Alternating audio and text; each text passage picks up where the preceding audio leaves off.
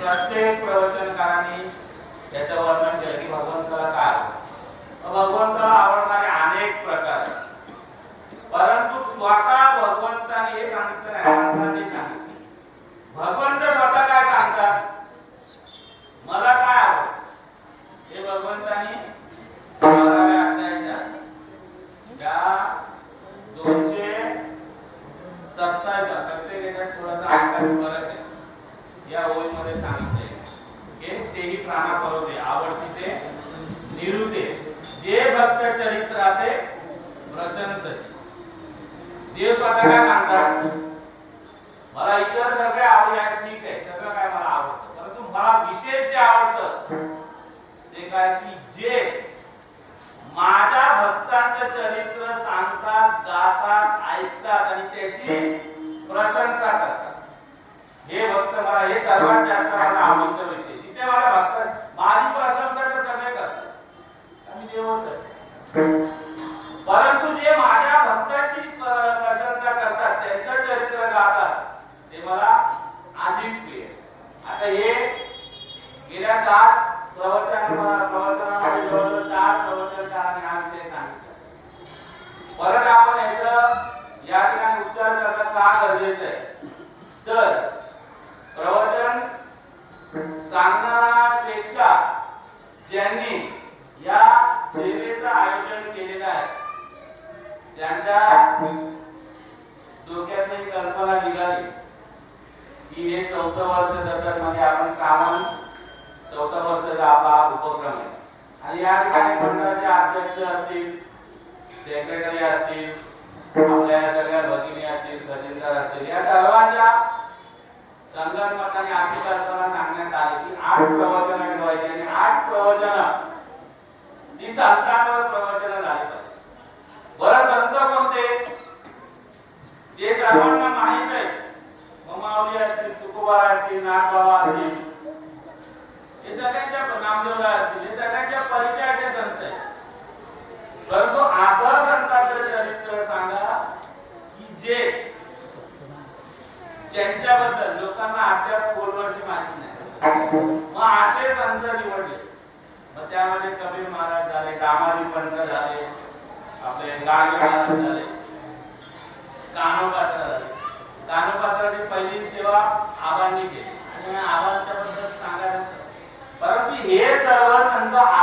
आहे की ह्यांच्या चरित्राबद्दल खूप कमी लिखाण झालं. आता गाडगे बाबांचं चरित्र जेव्हा सांगितलं तर आपल्याला सगळ्यांना गाडगे महाराज माहिती आहे, परंतु त्या गाडगे महाराजांचं खरं नाव काय ते आजपर्यंत कोणाला माहित नव्हतं किंवा असलं तरी खूप कमी लोकांना. मग त्यावेळेस आपण शास्त्रीजींना हे प्रवचन दिलं होतं आणि शास्त्रीजींनी पंढरपूरला फोन करून त्यांच्या संस्थेतनं माहिती काढली की त्यांचं खरं नाव काय होतं. मग तेव्हा त्यांनी विचारून सांगितलं त्यांचं नाव होतं देवूजी झिंगराजी जाणवतं. हे कोणालाच आपल्याला देवूजी झिंगराजी जाणवतं हे कोणाला माहित नव्हतं. मग त्याच्याबद्दल खूप कमी माहिती असताना पण शास्त्रीजी आहेत, शेवटी शिक्षक आहेत, त्यांचे अभ्यास होते, त्यांनी अभ्यास करून जितकं म्हणून सांगताय तितकं सांगितलं. दामाजींबद्दल काय उपलब्ध नव्हतं, मग दिलीप महाराज भोसले त्यांनी अभ्यास केला, जिथून जे जे मिळेल ते त्यांनी या ठिकाणी सांगण्याचा प्रयत्न केला. म्हणजे सांगायचं तात्पर्य असं की काही संत असे की त्यांच्या रचना आपल्याला पाठ आहे, आपण किमान दिवसात एकदा गुणगुणतो तरी, परंतु ते कोणाची रचना आहे आणि त्यांचं काय कार्य याच्याकडे आपण दुर्लक्ष करतो. माझ्या वाट्याला आलेले संत समर्थ स्वामी रामदास, आता हे सगळ्यांच्या परिचयाचे निदान नाव तरी ऐकले जाते. एखादी व्यक्ती अशी नसेल की त्यांनी रामदास स्वामींचं नाव ऐकलेलं नाही, परंतु आपल्याला इतकीच माहिती असते की रामदास स्वामी म्हणजे कोण, छत्रपतींचे गुरु, इतकंच आपल्याला माहिती किंवा आणखी. परंतु इतर संत जितके लोकाभिमुख झाले किंवा तळागाळापर्यंत पोहोचले त्यांच्यापेक्षा कणभर अधिक रामदास स्वामी गेले.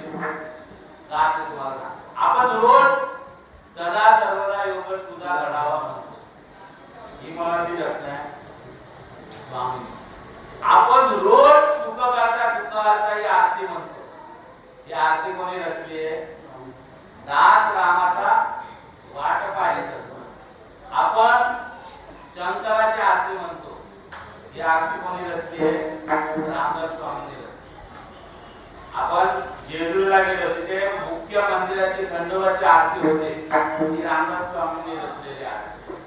म्हणजे त्या स्वामींचं इतकं मोठं कार्य, परंतु त्यांच्याविषयी चरित्र म्हणून भरपूर लिखाण उपलब्ध असताना देखील थोडासा म्हणजे माझा अधिकार नाही ते पत्रावर बोलायचा, आता इथे माझा रागाची गोष्ट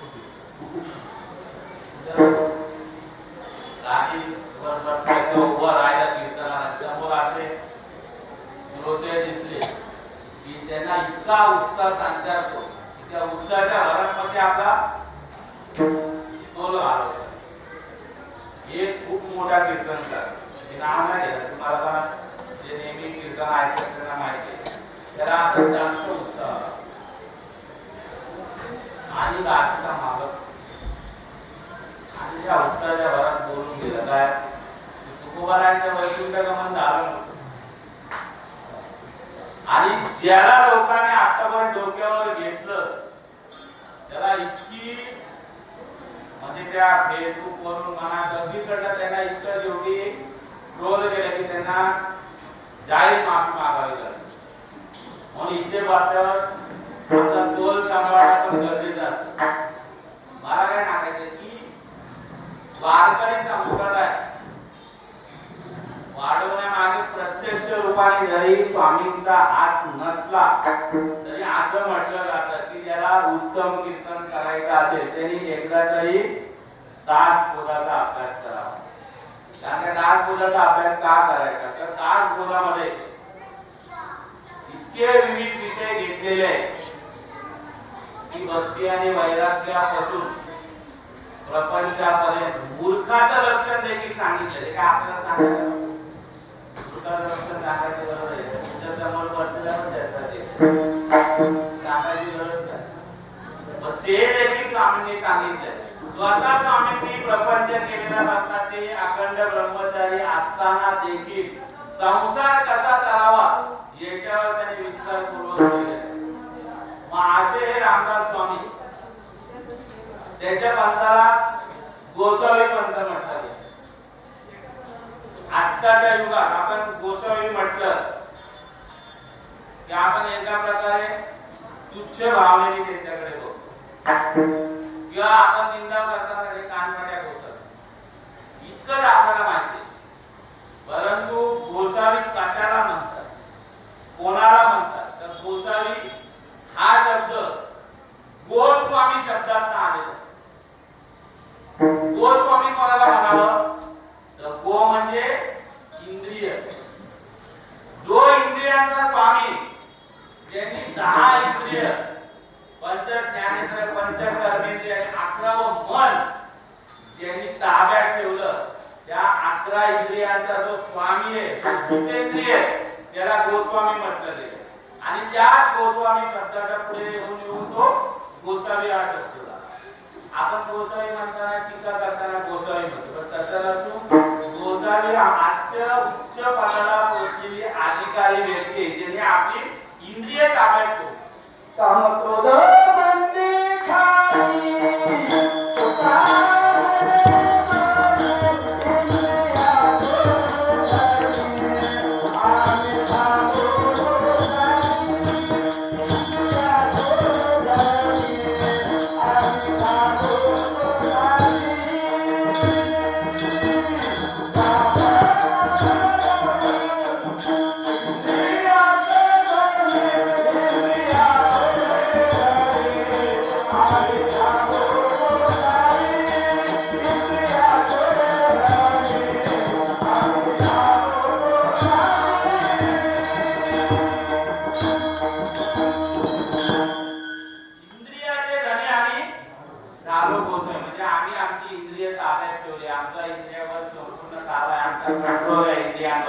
म्हणून आम्ही इंद्रियांचे धनी आम्ही झालो गोसावी. मग गोसावी आजकाल रामदासी पंथाच्या लोकांना गोसावी म्हणून संबोधलं. रामदास महाराजांना पण मागून म्हणतात रामदास गोसावी असे म्हणायचे. त्यांचे सगळे गाणीचे मालक आहे. आता त्यांच्यामध्ये पण 2-3 कीर्तनकार खूप मोठे. आपण युट्यूबवर बघितलं किरण बुवा गोसावी, मोहन बुवा गोसावी असे. आणि ते आपल्या त्यांच्या कीर्तन आणि आपल्या कीर्तनात थोडं फरक आहे. आपलं वारकरी कीर्तन आणि गोसावी पद्धतीच्या कीर्तन याच्यामध्ये फरक आहे. त्या कीर्तनामध्ये फक्त कीर्तनकार एकटा उभा असतो, त्याच्या हातामध्ये टाळ किंवा चिपळे असतात आणि एक पेटीवाला असतो, एक तळगावाला असतो आणि बाकीच्यांनी सगळ्यांनी ऐकायचं. त्याच्यामध्ये गाण्यावर अधिक भर असतो. त्यांचा पण कीर्तन पण अभ्यास होतो. तर ते पण एक कीर्तन परंपरा आहे. मला सांगायचं काय होतं की काही असे आपल्यामध्ये असे लोक आहेत की उदा रामदास स्वामींचं किंवा हे जे त्यांनी लिहिलेलं साहित्य त्याच्यामध्ये ब्राह्मण वाद ब्राह्मणांना मोठेपणा काही ठिकाणी त्याच्यावर बहिष्कार टाकले. परंतु आपण जर गोलवर जाऊन बघितलं तर जे इतर संतांनी काम केलंय ते स्वामींनी काम केलं. प्रत्येकाची काम करायची पद्धत वेगवेगळी आहे. प्रत्येक संतांना आपल्याला दुःखाची निवृत्ती आणि अत्युच्च सुखाची प्राप्ती करून देण्याचं किंवा वरच्या भाषेत म्हणायचं तर मोक्षाची प्राप्ती करून देण्याचं काम सर्व संतांनी केलं. परंतु भगवत प्राप्तीचे मार्ग सगळ्या संतांचे वेगवेगळे होते. माऊलींनी कशाचा आधार घेतला, तर माऊलींचं सांगणं होतं की ज्ञानाची प्राप्ती झाली म्हणजे भगवंताची प्राप्ती झाली, म्हणजे ज्ञान मार्ग. नामदेव होते त्यांनी प्रेमाची काढ. जितकं म्हणून भगवंतावर तुम्ही प्रेम कराल तेवढं तुम्हाला भगवंताची प्राप्ती होईल. आणि नामदेव महाराजांनी सिद्ध केलं. त्यांच्या आपण बोलतो की त्यांच्याकरता देव खाली उतरून आला. दिवाळीच्या दिवशी त्यांच्या घरी गेला. आंघोळी कधी कथा सगळ्यांना माहिती आहे. म्हणजे नामदेवरायांनी प्रेमाची काढ झाली. नाथबाबांनी शांतीची संयमाची काढ झाली. मार्ग त्यांचा उद्देश तो एकच होता, म्हणजे त्यांचं गंतव्य स्थान एकच होतं की त्यांना जायचं होतं, एकाच ठिकाणी जायचं होतं. पण मार्ग वेगवेगळे होते, साधनं वेगवेगळी होती. नाथबाबांनी शांतीची काढ झाली. तुकोबारायांनी कशाचे कारण वैराग्य. संसार करत असताना संसार आणि परमार्थाची सांगड घालून फक्त कर्तव्य म्हणून मी संसारात आहे, नाहीतर मी या संसारापासून वैराग्य घेतलेला आहे. बरे झाले दिवाळे दिवाळे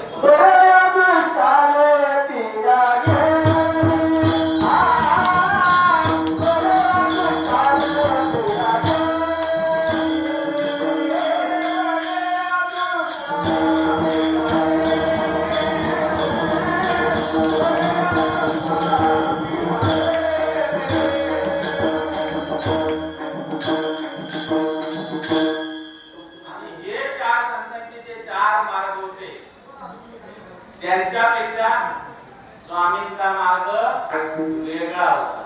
स्वामींचा मार्ग कसा होता? धर्माचे पालन करणे, पाखंड खंडन. म्हणजे पाखंड खंडन कसं? नुसतं सांगून किंवा प्रेमाने समजून नाही, तर गरज पडली तर ठोकायलाही कमी करायचं नाही. हे स्वामींची शिकवण. स्वामींनी हा मार्ग. अशा या स्वामींचं आपल्याला चरित्र सांगायचं. आणि रामदास स्वामींचं चरित्र सांगायला गेलं तर भरपूर त्यांच्याबद्दल साहित्य उपलब्ध आहे. म्हणजे एखादा जे ठरवलं तर इथे लहान भक्तांना मुलगा देखील अभ्यास केला तर तो चरित्र ते सांगू शकतो. तर त्यांचं चरित्र सांगायचं झालं तर रामदास स्वामींचं मूळ नाव हे रामदास नसून नारायण सूर्याजी ठोसर आणि खूप पिढ्या आधी हे ठोसर घराणं मूळ विदर्भ होतं. विदर्भ ते सध्या कर्नाटकात. परंतु त्या काळात राज्याच्या सीमा नव्हत्या. कर्नाटक कुठपर्यंत आहे, महाराष्ट्र कुठपर्यंत आहे, आंध्र कुठपर्यंत आहे, अशी काही सीमा नसल्या कारणाने महाराष्ट्र आणि जास्त करून पंढरपूर हे सगळे प्रांत जवळ. तर विदर्भ प्रांताने राहणारं कुटुंब होतं आणि पुढे बीड लागले. बीड जिल्ह्यात काही काळ वास्तव्य केल्यानंतर स्वामींचे पूर्वज कृष्णाजी पंत नावाचे ते फिरत सध्या जे आपण स्वामींचं जन्मस्थान म्हणतो जाम हे गाव, जाम, त्या जाम गावाची त्यांनी त्या ठिकाणी वसवणूक केली. त्यांच्यावर जे लोक आले होते त्यांना कृष्णाजी पंतांनी त्या ठिकाणी जाम नावाचं गाव बसवलं आणि पुढे त्या गावाचे ते पुरोहित झाले, पुरोहित झाले. आणि सध्या जाम हे गाव जालना जिल्ह्यात घनसावंगी तालुक्यात श्री क्षेत्र जाम म्हणून प्रसिद्ध आहे. श्री क्षेत्र का म्हणण्यात आलं की त्या ठिकाणी स्वामींचा जन्म झाला. तसं हे कृष्णाजी ठोसर यांच्या कुळातील त्यांच्यानंतर 22वे वंशज हे सूर्याजी ठोसर. आणि सूर्याजी ठोसर यांना पहिल्यापासून सूर्याची उपासना करण्याची आवड. त्यांचा नियम होता की रोज 1200 सूर्यनमस्कार घालायचे आणि 1200 वेळा गायत्री मंत्राचं उच्चारण करायचे.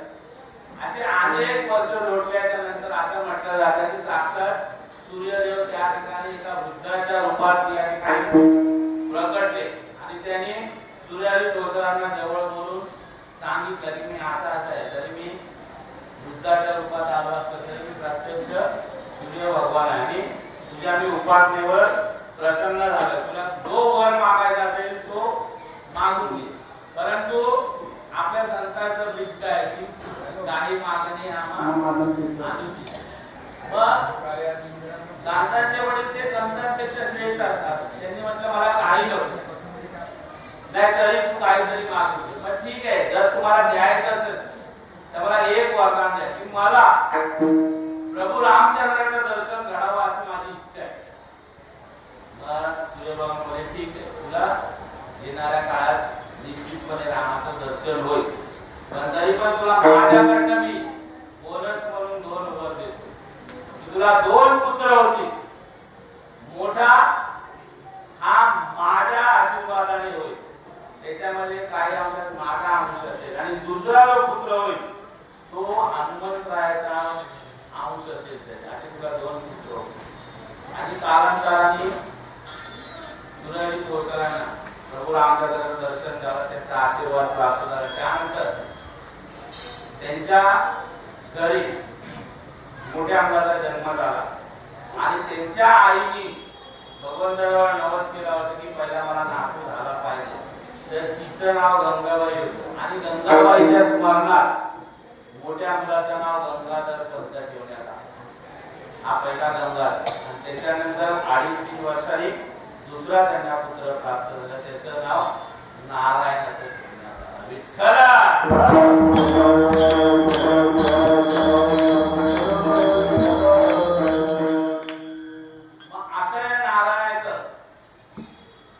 गंगाधर पंतांचं वागण्यात आणि स्वभाव थोडा फरक.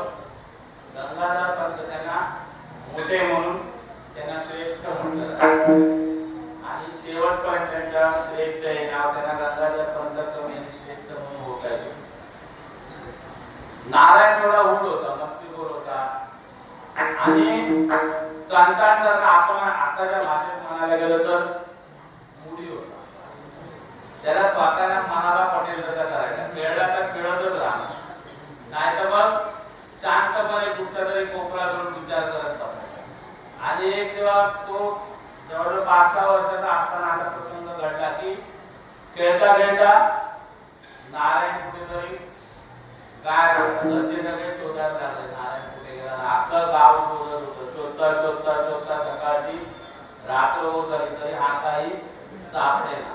शेवटी घरातल्या एका मोठ्या व्यक्तीने पहिल्या घराच्या भिंती एवढ्या काढायला असायच्या आणि त्या भिंतींमध्ये कपाट केलेला असायचा. त्याला पडतळ म्हटलं जायचं. कपाट नव्हती, त्या पडतळाला लाकडी दरवाजे असायचे आणि कोणीतरी सहज म्हणून एका पडतळाला दरवाजा उघडला तर आतमध्ये त्यांना नारायण हा बसलेला सापडला आणि आईला अत्यंत आनंद झाला. तिच्या डोळ्यातून अश्रू आले आणि तिने बोलली, अरे नारायण काय बसतोच आहे.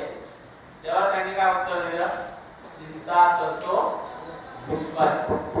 6 वर्षाचा मुलगा जर विश्वासी चिंता करतो तर तो पुढे मोठा झाल्यावर निश्चितपणे रामदास स्वामी होणार हे ठरलेलं होतं. पण आपण बोलतो ना की मुलाचे पाय बाण आहेत असं म्हटलं जातं की एका पिक्चरचा डायलॉग होता की बदक के बच्चे को तैरना सिखाना नहीं पड़ता किंवा माशाच्या पिल्लाला पोहायला शिकवावं लागत नाही. त्याचप्रमाणे संतांच्या घरी जन्माला आले ते निश्चितपणे संतच होते. अपवाद म्हणायला गेले तर प्रल्हाद आणि विभीषणासारखे अपवाद आपण सांगू शकतो.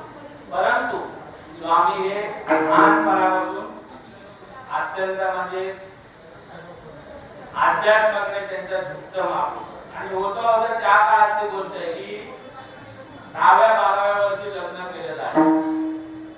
मग पहिलं लग्न परत झालं मोठ्या भावाचं गंगाधर पंतांचं 8व्या-10व्या वर्षी लग्न झालं आणि त्यानंतर करता करता स्वामी 12 वर्षाचे झाले आणि आता घरच्यांना ओढ लागली की याचं पण लग्न करायला लागलं. त्याआधी काय झालं, 6-7 वर्षाचे असताना त्यांच्या वडिलांचा मृत्यू झाला. मृत्यू झाल्याच्या नंतर आई आणि मोठा बंधू यांनी संपूर्ण घराची जबाबदारी स्वतःच्या खांद्यावर घेतली आणि तसं बघायला गेलं तर आपण नारायण लहानच असल्या कारणाने कोणी नारायणला कुठल्या गोष्टीसाठी आग्रह केला नव्हता. परंतु भगवंताचा अंश असल्या कारणाने सगळ्या गोष्टीचे पुढे अभ्यासात म्हणा, खेळण्यात म्हणा, घोडेस्वारी त्यांनी शिकली होती. पुण्यात ते उभ्या होते. असं करता करता जेव्हा 12 वर्षाचे झाले त्यांच्यासाठी मुलगी शोधली जायला त्याच्या ह्याचं लग्न करायचं आणि जेव्हा ह्याच्या त्याला सांगितलं जायचं मुलं चिडवायची की आता तुझं पण लग्न होईल असं लग्न आणि ह्याला ते नको होतं कारण ते प्रार्थनात लिहिलेलं होतं की ब्रह्मचारी राहायचं. एक दिवशी आता कुठलं केलं की त्यांनी रागाने गोदावरी नदी जवळ होती, त्या गोदावरी नदीच्या काठावरती जामगाव तिने झाडावरनं खाली उडी मारली त्या नदी रागाने आणि अंदाज चुकल्यामुळे दगडावर डोकं आपटलं आणि असं म्हटलं जातं की जे तेव्हा त्यांच्या डोक्याला टेकून आलं ते मरेपर्यंत त्याला आवडीच्या भाषेत म्हणाले. आणि स्वामींचा जर खराब होता आपण बघितलं सज्जनगड तर तिथे आणून ते टेकून दाखवले. ते समोरच त्याच्या टेकून ही टेकूळी त्याची ओळख होती. 12 वर्षी जे 11-12 वर्षी टेकूळ डोक्याला आला ते त्यांच्या समाधी अवस्थेपर्यंत असत. तो नेम चुकला आणि लग्नाचा दिवस उजळला. यांना लग्न करणं भाग पडलं. यांना बोल्यावर चढवलं. बाकी इतर विधी झाले आणि तसंच मंगलाष्टक म्हणायला सुरुवात झाली. आणि त्या मंगलाष्टकामध्ये जेव्हा सावधान हा शब्द आला, सावधान हा शब्द कानी पडता क्षणी नारायणाने त्या मुंडावळ्या सकट तिकडनं ढोकलो आणि धूम ठोकल्याने पळाले. असं गाव त्यांच्या मागे हे पुढे. पण आता धावण्यात चपळ होता. पुढे जंगलात गेले आणि संध्याकाळपर्यंत पळत होते. मग रात्र कशी काढायची रात्रभर त्या झाडावर बसून राहिले आणि पहाटे लवकर उठले आणि त्यांनी ऐकून होते की पंचवटीला प्रभू रामचंद्राचं दर्शन घ्यायचे मनात ठेवून ते पंचवटीच्या दिशेने त्यांनी वाटचाल केली. पंचवटीला जामोपासून नाशिकला येईपर्यंत मध्ये वाटेमध्ये आपेगाव लागतं. आपेगाव कशासाठी सगळ्यांना आपेगाव म्हणजे माऊलींचं जन्मस्थान. त्या ठिकाणी त्यांनी ते जन्मस्थानाचं दर्शन घेतलं. पुढे पैठणला पैठणमध्ये नाथबाबांचं दर्शन घेतलं आणि असं करता करता करता ते पंचवटीला येऊन पोहोचले आणि प्रभू रामचंद्राचं त्यांनी दर्शन घेतलं. येताना त्यांच्या मनात असं होतं की या ठिकाणी रामाचं साधना करायची. परंतु त्या काळी नाशिक पंचवटी आश्चर्याची गजबजलेली असायची. का तर प्रभू रामचंद्राचं दर्शन घेण्यासाठी सतत त्या ठिकाणी गर्दी असल्यामुळे जेव्हा त्यांनी बघितलं की इथे काही आपल्याला साधना करता येणार नाही, आपलं उद्दिष्ट काय इथे सफळ होणार नाही, एवढ्या गर्दीत आपण बोलतो ना की खरा साधू असतो तो समाजापासून लांब राहतो. तुकोबाला कुठे जायचे साधना करायला बंजारा साधना करायची. मनात स्वामींना पण असं वाटतं की या ठिकाणी काय आपली साधना म्हणतो. नाशिकच्या जवळच असलेल्या टाकळी या गावात आणि टाकळी हे गाव या ठिकाणी नंदिनी नावाची नदी आहे. नंदिनी आणि गोदावरी याच्या संगमावर टाकळी हे गाव आणि त्या ठिकाणी त्याच्या एक गुफा भेटते. त्या गुफेमध्ये ते साधना करायचे. त्या ठिकाणी तब्बल 12 वर्ष स्वामी राहिले. जेव्हा घरात न पळाले तेव्हा ते 12 वर्षाचे होते. त्या पुढची 12 वर्ष त्यांनी टाकळीमध्ये घालवली आणि टाकळीमध्ये त्यांचा एक नित्य नेम ठरलेला होता. पहाटे उठायचं. पहाटे उठून ऊन डोक्यावर येईपर्यंत पाण्यामध्ये कमरेवर पाण्यामध्ये उभं राहून साधना करायची. जी त्यांना ठाऊक असलेली मंत्र म्हणायचे किंवा गायत्री उपासना ती सर्व करायची. ऊन डोक्यावर आलं की 4 घरी भिक्षा मागायची. पोटावरची भिक्षा घ्यायची, ती भिक्षा ग्रहण करायची. जास्त असेल ती इतर गरिबांमध्ये वाटून टाकायची. पोटापोटा अन्न ग्रहण करायचं. नंतर घरी गेलं की अभ्यास करायचा. त्यानंतर बलदंड बलोपासना करायची. नंतर संध्याकाळी स्वतः कीर्तन करायचं किंवा दुसरं कोणाचं असेल ते कीर्तन श्रवण करायचे आणि वेळेवर झोपी राहणार. असा यांचा नित्यनेम ठरलेला होता. आणि असं होता होता होता एकदा प्रभू रामचंद्रांनी त्यांना दर्शन दिलं आणि दर्शन देऊन त्यांना आदेश दिला की आता टाकळी तुझं वास्तव्य खूप झालं. तर एका ठिकाणी आणि साधूचा नियम आहे बघा. आज पण इतर मला माहिती नाही परंतु जैन साधू जे बघा तुम्ही अभ्यास करा. जैन साधूंचा आजही नियम आहे ते एका ठिकाणी थांबत नाही. सकाळी पहाटे ते निघतात.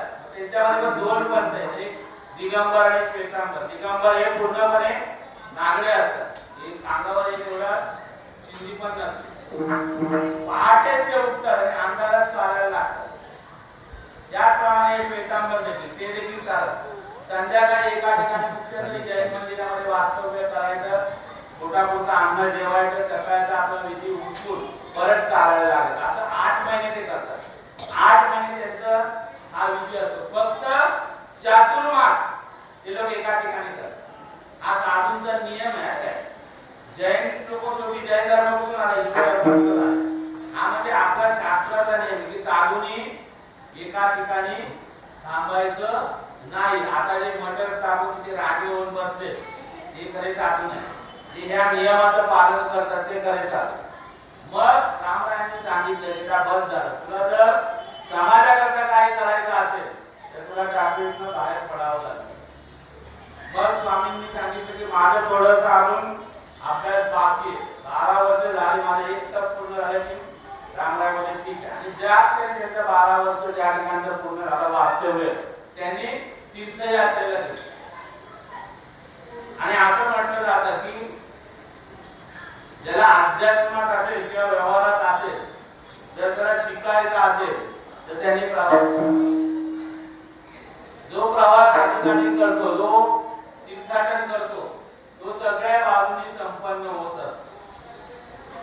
कारण त्या वेगवेगळ्या ठिकाणी गेल्यावर आपल्याला वेगवेगळे अनुभव येत असतात. आपण एकाच ठिकाणी राहिलं त्या लोकांना आपण रोज रोज भेटत राहिलो तर आपल्याला शिक्षण पूर्ण होत नाही आणि अनुभव पण मर्यादित स्वरूपाचा भेटतो. मग असं म्हटलं जातं की स्वामींनी तीर्थाटन केलं आणि तीर्थापेक्षा अख्खं भारत भ्रमण त्यांनी केलं. काशी असेल, मथुरा असेल, अयोध्या असेल. आणि या ठिकाणी एक घटना अशी घडली की त्यांनी स्वामींच्या आयुष्याला म्हणा किंवा त्यांच्या वागण्याला कलाटणी दिली. काय झालं बघा. फिरता फिरता स्वामी श्रीनगर, काश्मीरचं श्रीनगर नाही पण उत्तराखंड मध्ये एक श्रीनगर नावाचं गाव आहे. या ठिकाणी ते गेले. उत्तराखंड म्हणजे हिमालयाचा भाग. आणि त्या बर्फाळ प्रदेशात प्रवास करत असताना त्यांना एका ठिकाणी एक तेजपुंज व्यक्ती भेटली. आणि त्या व्यक्तीला बघताक्षणी जाणवत होतं की हे कोणीतरी संत आहे. इथपर्यंत ठीक आहे, परंतु त्यांचा एक विशेष होतं की त्यांच्या कमरेला 2 तलवारी होत्या. मग ह्यांना संत म्हणावं तर यांच्याकडे तलवारी कशाला? बरं, तलवारी होता आणि 1000 सैनिक होते आणि स्वतः घोड्यावर स्वार होते. स्वामींना आश्चर्य वाटलं की हे संत आहे की काय, हा प्रकार तरी काय. जर संत म्हणावं तर तेवढं ते आहे 100%. पण ह्यांनी तलवारी का बाळगली, शस्त्र का बाळगली? दुसरी गोष्ट 1000 सैन्याचा फौजपाठ यांच्यावर काय. मग त्यांनी बोललं की आपण आपल्या शंकेचं निरसन करावं. त्याकरता त्यांनी या व्यक्तीची भेट घेतली. तेव्हा त्यांच्या असं लक्षात आलं की शिखांचे म्हणजे आपण त्यांना सरदारजी आता बोलतो त्यांचे 6वे धर्मगुरू गुरु हरगोविंदजी होते. त्यांनी सांगितलं की मी गुरु हरगोविंद मी शिखांचा 6वा गुरु आहे. गांधीचा मानव महाराज ठीक आहे, इथपर्यंत मला मान्य आहे आणि खरंच तुम्ही तेच उचललं. परंतु माझी एक शंका आहे. काय शंका आहे? तर तुम्ही जर सांगता तर तुम्ही तलवार ती पण एक सोडून 2-2 तलवारी आणि 1000 हे सैनिक कशाला जवळ पाहतात? तेव्हा त्यांनी सांगितलं की धर्माचं रक्षण करण्याचं. ही तलवार शस्त्र आताचा काळ असा आहे की नुसतं देवदेव करून चालणार नाही. मुघलांचं आक्रमण होतंय. मुघल आपला धर्म बुडवायला निघाले. सगळीकडे पाठवलं जातं जबरदस्तीने. आपली देवळं तोडली जात आहे. आपण जर सरळ मार्गाने नुसतं देवदेव करत बसलो तर ती वेळ दूर नाही की हिंदू धर्म संपूर्णपणे नसतो. धर्माचं रक्षण करण्याकरता मी ही तलवार बाळगली. आणि स्वामींनी पूर्ण भारत भ्रमण करत असताना त्यांच्या ही गोष्ट लक्षात आली की हिंदू धर्म जितका मोठा आहे तितक्या त्याच्यामध्ये शाखा होती आणि प्रत्येक ठिकाणी वेगळा धर्मगुरू, वेगळी शिकवण, वेगळ्या चालीरीती आणि त्याच्यापेक्षा सर्वात मोठी गोष्ट म्हणजे जातींमध्ये विभागला गेला होता आणि या सर्व गोष्टींचा फायदा घेऊन मुसलमानांचं आक्रमण होऊन आपला धर्म शीत पावला. मग त्याकरता हरगोविंदजींनी स्वामींना सांगितलं की जर आपल्याला धर्म टिकवायचा असेल तर धर्मगुरूंनी नुसता उपदेश करून चालणार नाही, बल संपादन ही करावं लागेल. वेळ पडली तुकोबार आहे काय म्हणतात, भले तरी देऊ नाचेची नाटकाच्या तुकोबार आहे हे शांतिप्रिय होते. त्यांना जर हे बोलावं लागतं तर त्याचा अर्थ निश्चितपणे आपण देवदेव करून चालणार नाही. रामासारखा चोचवळ देव होता नसतो, परंतु शेवटी रामाला रावणाच्या विरुद्ध धनुष्यबाण उचलावा लागला. स्वामींना ते पटलं की नुसतं आपण देवदेव करत बसलो तर काय होणार नाही. मग ह्या देवदेव बरोबर आपल्याला शरीर संपदा ही जपावी लागेल. खूप वर्षापूर्वी असं झालं होतं.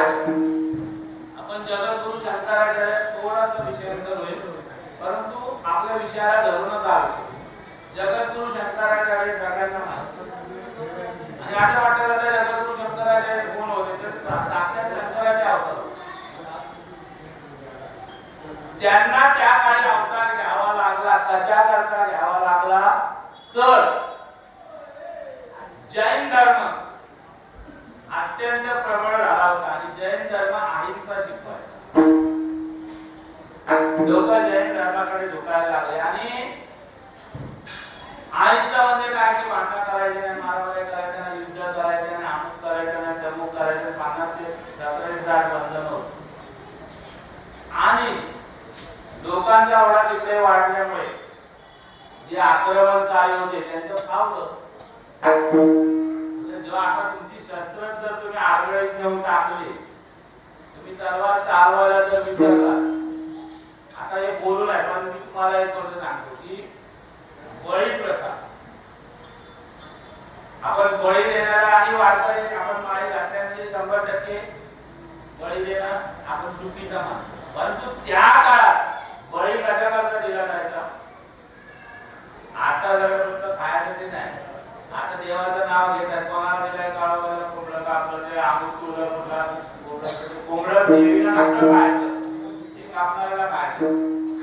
त्या काळी तसं नव्हतं. बळी प्रथा एवढ्यासाठी होती की जेवढे म्हणून क्षत्रिय होते, जे शस्त्र धारण करणारे होते, त्यांनी जर समजा एखादा डॉक्टर आहे तो रक्त बघून घाबरणारा असेल आणि त्याला हार्टचं ऑपरेशन करायचं असेल आणि स्वतः त्याने रक्त बघितलं त्याला चक्कर येते तर तो पेशंट जगेल का मरेल.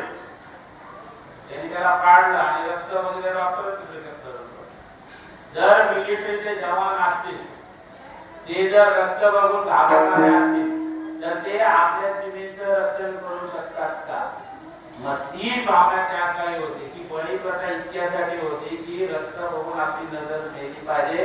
वेळ पडली आपल्या धर्माचं, आपल्या गावाचं, आपल्या समाजाचं रक्षण करण्याकरता आपल्याला तलवार आणि शस्त्र चालवता आली पाहिजे, म्हणून त्या काळी बळी प्रथा. कालांतराने त्याचा अतिरेक झाल्यामुळे संतांनी त्या प्रथांवर बंदी घातली. बरोबर आहे, परंतु मी बळी प्रथेचं समर्थन नाही करत. पण रामदास स्वामींचा विषय आणि रामदास स्वामींची शिकवण होती की वेळ पडली तर आपल्याला शत्रूची 2 हात करावे लागतील. मग 2 हात जर करायचे असतील तर तुकडं बोंबील आपण चालेल काय, अंगात त्याच्या जोर तर पाहिजे. मग त्याकरता त्यांनी हनुमंतरायाची उपासनेवर जोर दिला आणि जिथे जिथे म्हणून स्वामी गेले तिथे तिथे त्यांनी हनुमंतरायाची मंदिरं बनवली. त्या त्या ठिकाणी एक एक मठ बांधले. अख्ख्या भारतभर स्वामींचे मठ आहेत. कुठं आपण काशीला जरी गेलो तर काशीला त्यांना गोसावी म्हणून मंदिरात बाहेर काढलं, त्या मंदिरात जायला गेलेलो. मग त्यांनी ज्या ठिकाणी हनुमान घाट बांधले, आजही हनुमान घाट काशीला आहे, तो स्वामींनी बांधला. आणि त्या ठिकाणी मठ असून त्या ठिकाणी आज देखील मठाचे मालक गोसावी आहेत. जिथे जिथे भारतात स्वामी गेले तिथे त्यांनी बलोपासना महावीराची भक्ती करायला. मग का आपल्यामध्ये आपण पाहतोय शंकर आपण म्हणताना भगवान चिंतने चिंतने ज्या भगवंताचं आपण भजन करू, ज्या भगवंताचं आपण चिंतन करू, त्याचं रूप आपल्याला प्राप्त होत की नाही. आता आपण विठ्ठल गाणं जयवंताकडे बघितलं, विठ्ठलाची आठवण येते की नाही सांगा. मी ते असं म्हणून काय टाइमपास करायला बोलत नाही, मी सांगतोय सिद्धिविनायकचे वरती जाऊन बघा, सगळ्यांच्या ढेऱ्या पुढे आल्या का ते गणपतीचे भक्त आहेत. इकडे मिळतो महालंड हनुमंतरायाचे भक्त कसे असतील, ते हनुमंतरायासारखेच असणार का ते सतत हनुमंतरायाचं चिंतन करतात आणि तशीच बलोपासना करतात. हेच स्वामींना अपेक्षित होत. तो महाकालीचा भक्त आहे, तो जर खरा भक्त असेल तर त्याला आपोआप उग्र रूप प्राप्त होतो. आमचे रामदेव स्वामी येतात, ते भद्रकालीचे भक्त आहेत, पिढ्यानपिढ्या त्यांच्याकडे भद्रकालीची उपासना. आणि त्यांना बघितल्यावर आपण एखादा माणूस त्यांचं ते रूप बघितलं की बोलणार त्या जवळ जाणार. म्हणजे ज्या भगवंताची ज्या एखाद्या गोष्टीचे आपण चिंतन करतो तसं रूप आपल्याला प्राप्त होतं. आणि स्वामींना हेच अपेक्षित होतं की तरुणांनी अधिक हनुमंतरायाची भक्ती करावी, हनुमंतरायाचं चिंतन करावं, जेणेकरून हनुमंतरायाच्या बळाची आपल्याला प्राप्ती होईल. विठ्ठल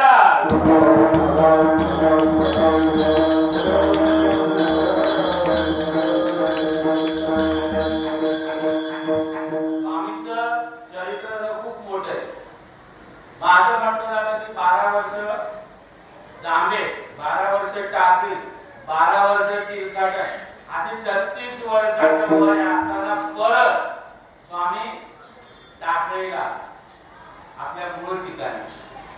आणि असं झालं की मधला काळ असा होता की त्यांनी अनेक शिष्य वाटेत बनवले, पण त्यांचे जे मुख्य काय आवडते शिष्य होते त्यामध्ये उद्धव गोस्वामी असतील, कल्याण स्वामी असतील, रंगनाथ स्वामी असतील, वेणाताई असतील, अक्का स्वामी असतील, असे त्यांचे आवडते भक्त होते. आणि प्रत्येकाला त्यांनी एक एक गादी दिली, त्या गादीचा मालक त्यांना बनवला. आणि प्रत्येक शिष्याची वेगळी विशेषता होती. मग असं घडलं की टाकळीमध्ये एक दिवशी तिकडचे कुलकर्णी होते, तिथे धडपडचं एक गाव आहे, त्या गावाचा कुलकर्णी, त्या कुलकर्णीचा मृत्यू झाला. आणि त्या कुलकर्ण्याचं माहीत चाललं होतं. आणि त्या काळी सती प्रथा होती, माहीत पुढे पुढे चाललेलं. आणि मागून त्यांची पत्नी ही सती जाण्याकरता थोडा अंतर ठेवून चाललेली, माहीत थोडं पुढे निघून गेलं. आणि ही जी पत्नी होती त्या कुलकर्ण्याची पत्नी, तिने लांब बघितलं की एक तेजपूरचे पुरुष या झाडाखाली बसले आणि चिंतन करते. तर तिला आता साधीच वाटली, का ओळखत नव्हती स्वामींना. तिला असं वाटलं की हे कोणतरी साधू पुरुष आहे, तर याचं आपण दर्शन घ्यावं, शेवटचं दर्शन घ्यावं म्हणून ती जवळ गेली. जवळ जाता क्षणी स्वामींनी डोळे बंद केलेले असल्यामुळे केवळ तो आवाज झाला असेल किंवा जे काय असेल, त्यांना असं वाटलं की कोणीतरी आलेले. आणि ती आलेले 100% निश्चित. त्यांनी डोळे न उघडता असा आशीर्वाद दिला की आद्यपुत्रा सौभाग्यवती हो. जसा का त्यांच्याजवळून आशीर्वाद निघाला, ती जी महिला होती तिला हसू आलं. ती बिचारी दुःखात होती, पण ती हसल्याने विचारलं, स्वामी हा आशीर्वाद जो तुम्ही मला दिलाय तो या जन्माकरता आहे का पुढच्या जन्माकरता? त्या क्षणी स्वामींनी डोळे उघडून बघितलं तर काय झालं, असं घडलं. आता झाली पंचायत. पण बोलतात ना की संतांच्या तोंडातून निघालेलं वचन कधी खोटं होत नाही, त्याकरता साक्षात भगवंत आपले नियम बदलतो. आणि त्या क्षणी स्वामी त्या ठिकाणी गेले. त्यांनी रामरायाला गावात गेला की रामराया आज माझ्या इज्जतीचा सवाल आहे, मी आशीर्वाद देऊन चुकलोय, माझा शब्द म्हणजे तुझा शब्द आहे, हा खोटा पडता कामा नाही. आणि त्या क्षणी त्यांनी त्याच्यावर थोडंसं पाणी शिंपडलं आपल्या कमांडोरीचा, तो कुलकर्णी उठून उभा राहिला आणि त्यांनी सांगितलं की हेच मला भेटलेले. बोले कधी भेटलेले? बोले आता 4 मिनिटापूर्वी भेटलेले. कुठे? बोलतो मी यमाच्या दरबारात होतो, हीच व्यक्ती आली आणि मला तिथून खाली घेऊन जाणार. सगळ्यांनी त्या ठिकाणी आज समर्थांच्या जीवनातला माझ्या माहितीप्रमाणे कदाचित पहिला चमत्कार आहे. आणि त्यावेळेस त्या गुरुदारांना सांगितलं की तुम्ही मला जो आशीर्वाद दिलाय, तर मला जो पहिला पुत्र होईल तुम्ही तुम्हाला समर्पित करा. मग त्यांना 8 नाही 10 पुत्र झाले. त्यापासून त्यांचं आडनाव दशपुत्र झालं. आजही देखील दशपुत्र नावाचे त्या ठिकाणी ब्राह्मण आहे. त्यांनी पहिला मुलगा आपला स्वामींना अर्पण केलं, त्याचं नाव उद्धव गोसावी ठेवण्यात आलं. मग जेव्हा टाकीतून स्वामी बाहेर पडले तेव्हा उद्धवाला त्या ठिकाणी तपस्येला बसून टाकीचा मठ स्थापन केला. आणि स्वामींना असं वाटलं की तिथे मठ स्थापन तिथे देवाचं अधिष्ठान असलं पाहिजे, मारुतीला या ठिकाणी असले पाहिजे. मग असं म्हटलं जातं की त्यांनी शेण, चिखल आणि राख यांच्यापासून मारुतीची मूर्ती तयार केली. आज देखील टाकलेला गोमय मारुती म्हणून त्या मारुतीचं मंदिर आहे. आणि तो तसाच शेणाचा बनवलेला मारुती आज टाकायचा त्या ठिकाणी.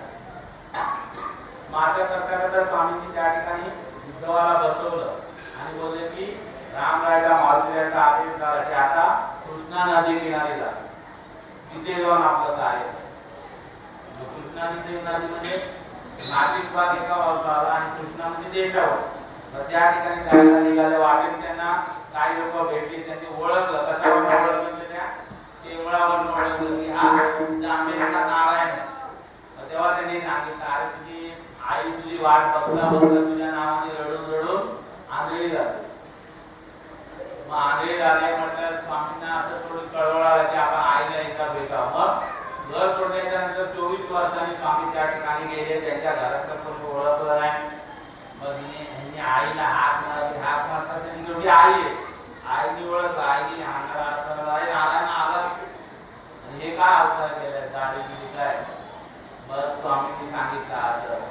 मग स्वामींनी विचारलं काय झालं? मला दृष्टी गेली. मग स्वामींनी त्या क्षणी आपल्या आईला दृष्टी दिली. 8 किलोचा क्षणी आईला दृष्टी आली. आता इथे एक छोटासा विषय असा आहे की प्रत्येक संताला त्यांच्या जीवनात चमत्कार करावे लागतात.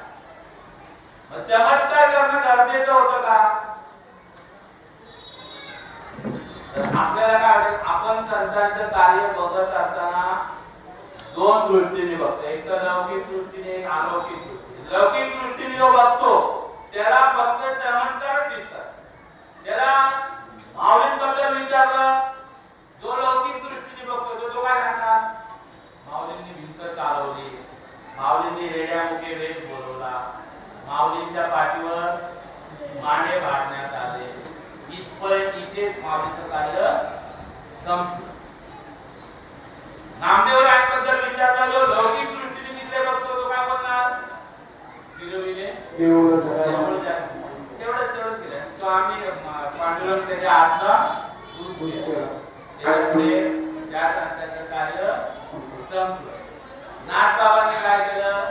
त्या गाढवाला पाणी पाजलं, आपली पित्र खाली आणली, कार्य संपलं. हे कधी या चमत्काराकडे आपण लौकिक दृष्टीने बघतो, परंतु संतांच्या कार्याकडे अलौकिक दृष्टीने बघायचं.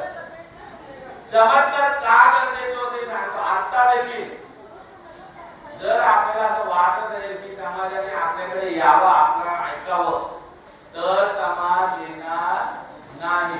मॉल मध्ये जाताना मॉल मध्ये वेगवेगळे स्कीम आणतात की एवढं डिस्काउंट आहे, 1000 रुपये एवढ्या वस्तू मिळतात. तेव्हा लोक जातात, ते 1000 रुपयाची वस्तू तर घेतात, पण आणखी 10,000 रुपये उगाच घालून येतात. जी गरजेची नसते ती देखील वस्तू. मग तसंच होतं की एखादा चमत्कार दाखवल्याशिवाय लोक जवळ येत नव्हती.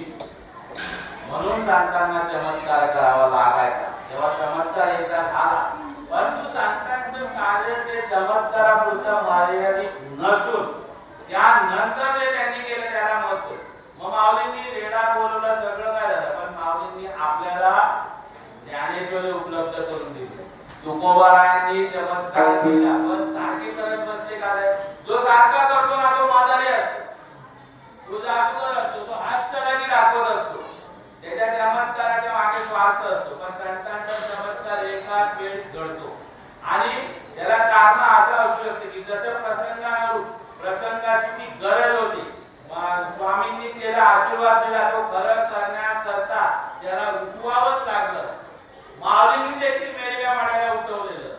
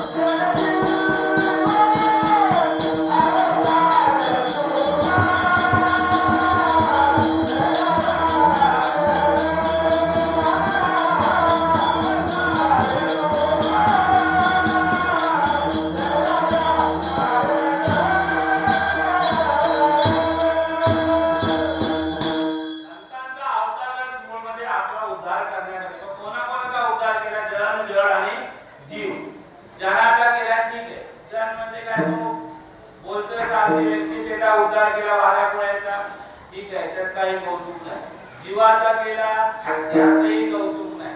मग संपाती असेल, जटायू असेल, वानर असेल, नवुसो आकाराच्या रूपात गेलेला, गजेंद्राचा असेल, नकराचा असेल, याच्यात पण जीव होता. यांचा उद्धार झाला ठीक आहे, जनाचा झाला, जीवाचा. पण जडाचा, जड म्हणजे निर्जीव दगड, त्याचा पण संतांनी उद्धार केला. ज्या खांबाला पाठ लावून माऊली बसते त्या खांबाचा उद्धार झाला. लोक जाऊन ते लोक टेकतात. जी भिंत चालवली त्या भिंतीची लोक माती उकरून येतात. आता त्याला बंद केलं म्हणजे मातीची जीव उठाला, पण तिला पण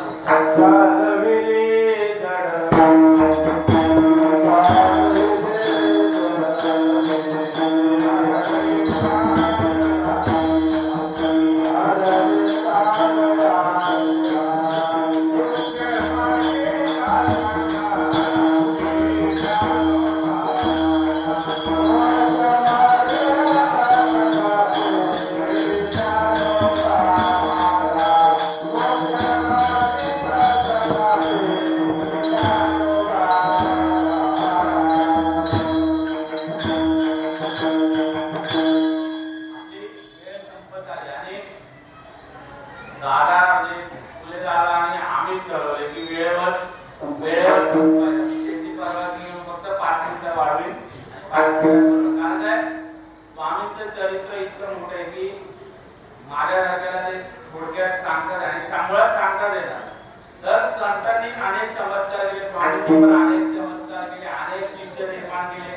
त्यापैकी सगळ्यात आवडता शिष्य ज्याने दासबोध दिला तो कल्याण स्वामी. कल्याण स्वामी कोल्हापूरकडे एका गावात आपल्या मामाबरोबर राहायला. त्याला वडील नव्हते, त्याचं नाव अंबाजी होतं, विधवा आई होती, एक भाव होता.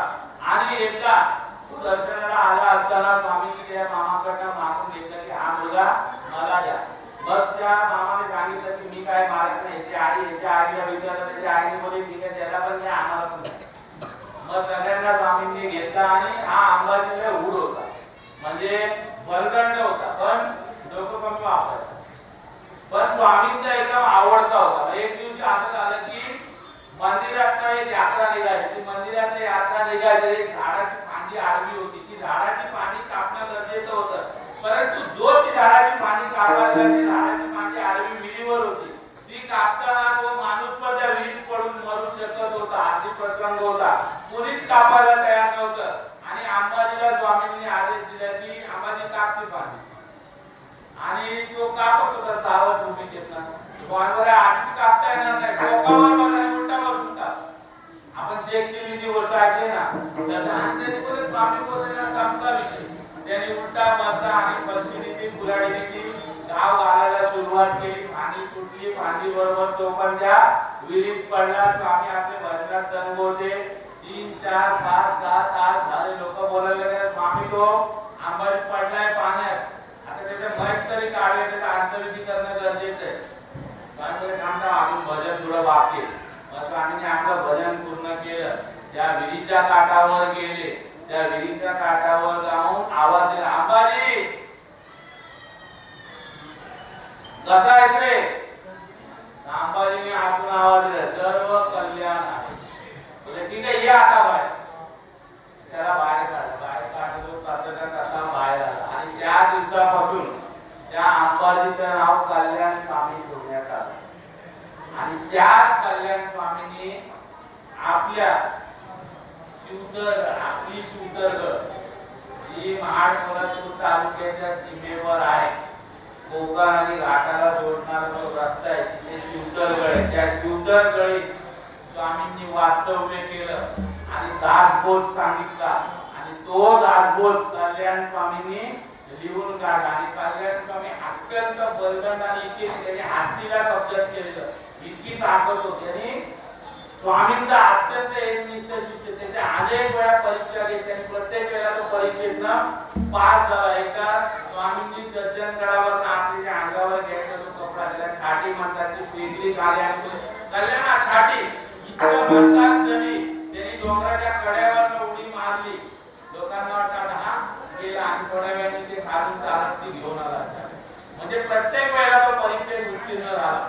आणि त्याच्याबद्दल असा प्रसंग सांगितला जातो की स्वामींचं निर्याण झालं किंवा स्वामींनी जेव्हा समाधी घेतली किंवा आपल्या भाषेत स्वामींना मृत्यू आला तेव्हा हा कल्याण स्वामी जवळ नव्हते. त्यांना परंड्याची डोंगावचं तिथे मठ आहे त्याच्यामध्ये त्यांना गाडीचा मालक बनवून ठेवलेलं. यायला त्यांना कमीत कमी 3-4 दिवस लागले असतील. किती दिवस लागले नेमके मला सांगता येणार नाही परंतु त्या जेव्हा कल्याण स्वामी परत आले तेव्हा स्वामींची समाधी बांधून झालेली आणि कल्याण स्वामींना अत्यंत दुःख झाले की तुम्ही मला सोडून मला न भेटता गेलातच का.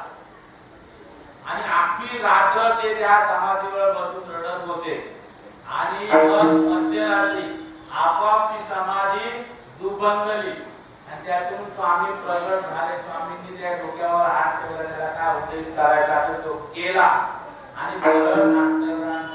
आज देखील जो सज्जनगडला गेला असेल किंवा जाणार असेल त्यांनी पहाटेच्या नंतर जेव्हा त्या समाधीची पूजा अर्चा होते तेव्हा समाधीवरचे सगळे आवरण काढली जातात. आज देखील इतकी मोठी त्या समाधीला शिर आहे. त्या शिरेतनं दुर्गुण स्वामी बाजरी कल्याण स्वामीवर इतकं प्रेम. असे अनेक शिष्य स्वामींनी निर्माण केला, अनेक चमत्कार केले. आपल्याला एकच बघायचे की स्वराज्याच्या संस्थापनेत महाराजांना देखील स्वामींनी त्यांच्या परीने भरपूर मदत केली होती. जेव्हा विजापूरचा शिवाजी महाराजांचा संवाद करायला निघाला तेव्हा त्यांनी सांकेतिक भाषेतलं पत्र दिलं होते. पत्र असं आहे की त्या ओवीतलं पहिलं अक्षर घेतलं आणि नीट आपण वाचलं तर त्याच्यामध्ये असं लक्षात येतं की प्रत्येक अक्षराची जुळवा जुळवी विजापूरहून सरदार निघाला आणि असं ते वाक्य तयार होतं. आणि पुढे शेवटच्या ओळीमध्ये त्यांनी सांगितलं की एकांती गाठावा आणि विचार विनिमय करा. म्हणजे स्वामींनी सांगितलं की त्याला तू मैदानात जर म्हणशील तर तू त्याच्याजवळ पुरा पडणार नाही. त्याला एकांती गाठायची, त्याचा निपात कर. मग महाराजांनी आपल्याला दुसरी गोष्ट माहिती अजूनचा कसा बदलले. तर अशा प्रकारे स्वामींनी भरपूर सहाय्य केलं. एक वेळ अशी आली की जेव्हा महाराजांचा राज्याभिषेक होणार होता, महाराज गाडीवर बसायला तयार होते की महाराज एका योग पुरुष होते. त्यांना त्या गादीची हाऊस नव्हती. त्यांना फक्त हिंदू धर्माची संस्थापना करण्याकरता त्यांनी सगळा खटाटोप केला. परंतु गादी म्हटलं की राज्य म्हटलं की जरा राजा असाल तरच त्याचा कारभार. मग त्या ठिकाणी जेव्हा आपल्या सगळ्यांच्या परिचयाचा असलेलं श्रीमंत आपण बोलतो निश्चयाचा महामेरू बहुत जनाचे आगारू अखंड शिक्षणाने धरू श्रीमंत योगी असं पत्र महाराजांना दिलं. आणि कित्येक सुप्त संवादिला कित्येकाची धाक सुटला असे जे अनेक त्याच्यामध्ये गोष्टी होत्या.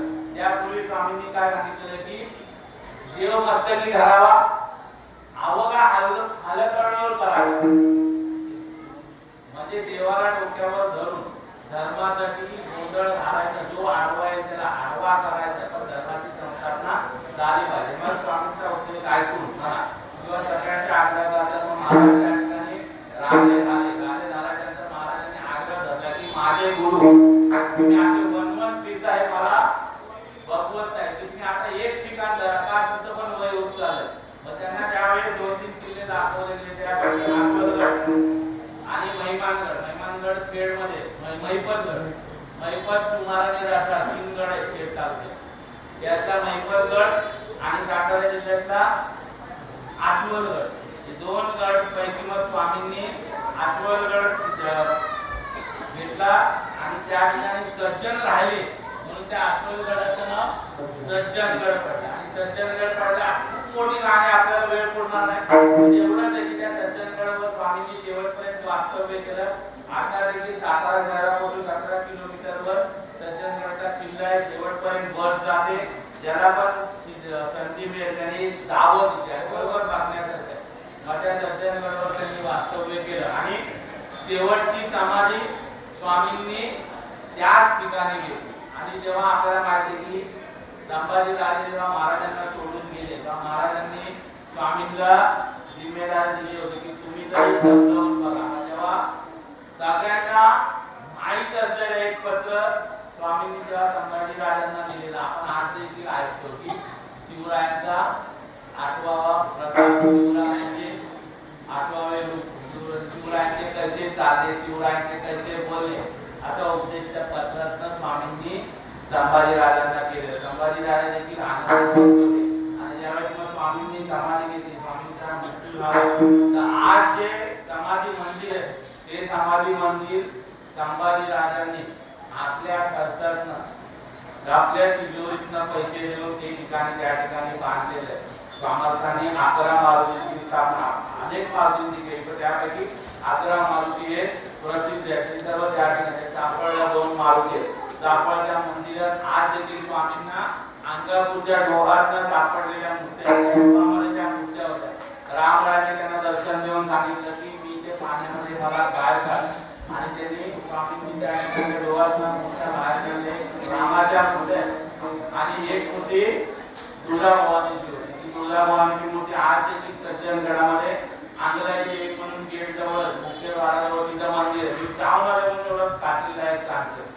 आणि चाफळची मूर्ती ही त्या रामरायाची मूर्ती चाफळला 2 अशा 11 मारुतीची स्थापना केली. आणि शेवटी स्वामींनी समाधी घेतली. असं म्हटलं जातं की स्वामींनी समाधीच्या नंतर देखील अनेकांना दर्शन देऊन उपदेश केला होता. रामदास स्वामींचं आपल्या या प्रवचन मालिकेचं शेवटचं पुस्तक होतं आणि रामदास स्वामींचं चरित्र मी माझ्या बुद्धीला जमेल तसं सांगण्याचा प्रयत्न केला आणि भरपूर काय राहिलेलं आहे पण तरी मौका मिळाला तर आपण सांगू किंवा ज्याला आवड असेल तर माझ्याकडे पुस्तक आहे ज्याला वाचायचं असेल तर मला सांगा पुस्तक वाचा आणि परत आणून द्या. माझ्या दुकानात श्रीराम